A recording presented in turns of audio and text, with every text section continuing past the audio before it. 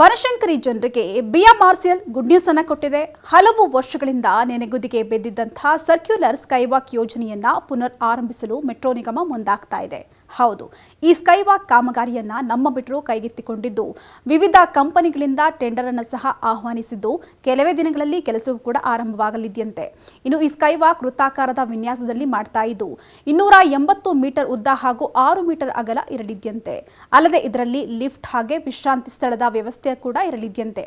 ಇನ್ನು ಈ ಸ್ಕೈವಾಕ್ ನಿರ್ಮಾಣವಾಗಿ ವರ್ಷ ಕಳೆಯಬೇಕಾಗಿತ್ತು. ಆದರೆ ಹಣಕಾಸು ಹಾಗೂ ನಿರ್ಮಾಣದ ವಿಚಾರವಾಗಿ ಬಿಬಿಎಂಪಿ ಹಾಗೂ ಬಿಎಂಆರ್ಸಿಎಲ್ ನಡುವೆ ವಿವಾದದಿಂದಾಗಿ ಈ ಯೋಜನೆ ವಿಳಂಬವಾಗಿತ್ತು. ಇದೀಗ ಬಿಬಿಎಂಪಿ ಬಜೆಟ್ನಲ್ಲಿ ಅನುಮೋದನೆ ಸಹ ನೀಡಿದ್ದು ಬಿಬಿಎಂಪಿ ಹಣವನ್ನ ನೀಡಲಿದ್ದು ಬಿಎಂಆರ್ಸಿಎಲ್ ನಿರ್ಮಾಣ ಮಾಡಲಿದೆಯಂತೆ. ಇದರಿಂದಾಗಿ ಅಂಗವಿಕಲರಾಗಿರಬಹುದು, ಹಿರಿಯ ನಾಗರಿಕರಾಗಿರಬಹುದು, ಹಾಗೆ ಗರ್ಭಿಣಿಯರು ಕೂಡ ಸುಗಮ ಪ್ರವೇಶವನ್ನ ಮಾಡಲು ಅನುಕೂಲವಾಗಲಿದೆಯಂತೆ.